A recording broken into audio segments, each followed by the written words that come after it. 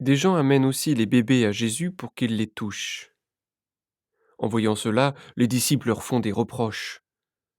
Mais Jésus fait approcher les bébés et il dit: Laissez les enfants venir à moi, ne les empêchez pas. En effet, le royaume de Dieu appartient à ceux qui sont comme les enfants. Je vous le dis, c'est la vérité. Si quelqu'un ne reçoit pas le royaume de Dieu comme un enfant, cette personne ne pourra jamais y entrer.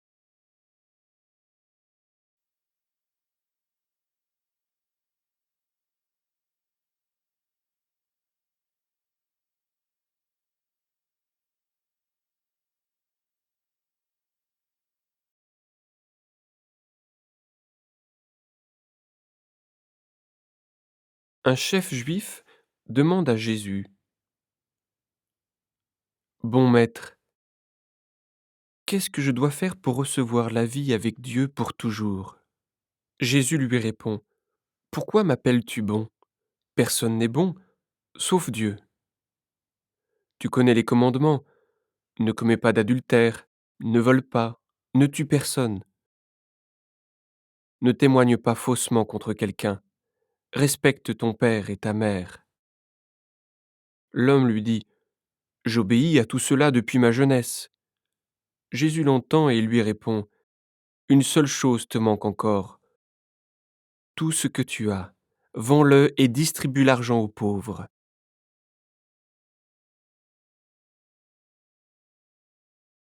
Alors tu auras des richesses auprès de Dieu. Ensuite, viens et suis-moi.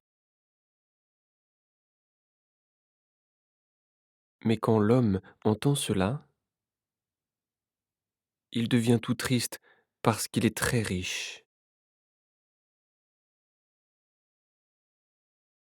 Jésus voit que l'homme est triste et il dit: Pour ceux qui ont des richesses, c'est vraiment difficile d'entrer dans le royaume de Dieu. Est-ce qu'un chameau peut passer facilement par le trou d'une aiguille? Eh bien, pour quelqu'un de riche, c'est encore plus difficile d'entrer dans le royaume de Dieu.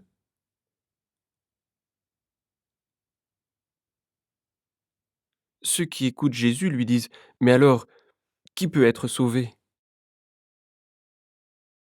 Jésus répond: Ce qui est impossible pour les hommes est possible pour Dieu. Pierre dit à Jésus: Écoute, nous avons quitté ce que nous avions et nous t'avons suivi. Jésus répond: Je vous le dis, c'est la vérité. Si quelqu'un a quitté maison, femme, frère, parents ou enfants à cause du royaume de Dieu, cette personne recevra beaucoup plus dans ce monde. Et dans le monde qui vient, elle recevra la vie avec Dieu pour toujours.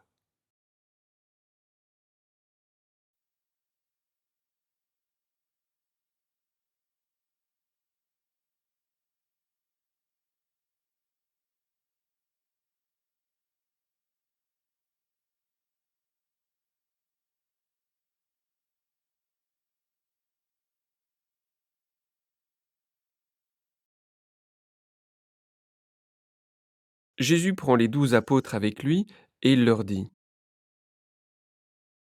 Écoutez, nous montons à Jérusalem, et tout ce que les prophètes ont écrit au sujet du Fils de l'homme, cela va arriver. En effet, on va le livrer à ceux qui ne connaissent pas Dieu.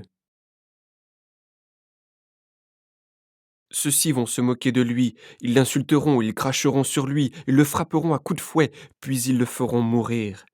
Et le troisième jour, il se relèvera de la mort. Mais les disciples ne comprennent rien à cela. Pour eux, ces paroles ne sont pas claires, et ils ne savent pas ce que Jésus veut dire.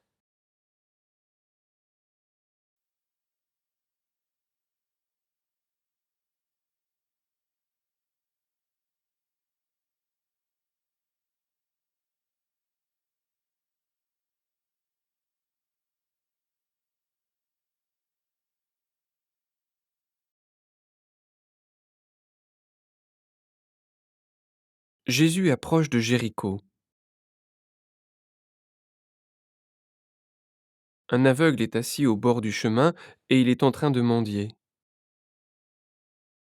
Il entend une foule qui passe et il demande aux gens: «Qu'est-ce que c'est?» Les gens lui répondent: «C'est Jésus de Nazareth qui passe.» Alors il se met à crier: «Jésus, fils de David, aie pitié de moi!» Les gens qui marchent devant lui font des reproches. Ils lui disent: «Tais-toi!» Mais l'aveugle crie encore plus fort: «Fils de David, aie pitié de moi!» Jésus s'arrête et il donne cet ordre aux gens: «Amenez-le auprès de moi.» Quand l'aveugle est auprès de lui, Jésus lui demande: «Qu'est-ce que tu veux? Qu'est-ce que je peux faire pour toi?» L'aveugle lui dit: «Seigneur, fais que je voie comme avant.» Jésus lui répond: «Vois, ta foi t'a sauvé.» Et aussitôt, l'aveugle voit comme avant. Il suit Jésus en disant: «Gloire à Dieu!» En voyant cela, tout le peuple chante la louange de Dieu.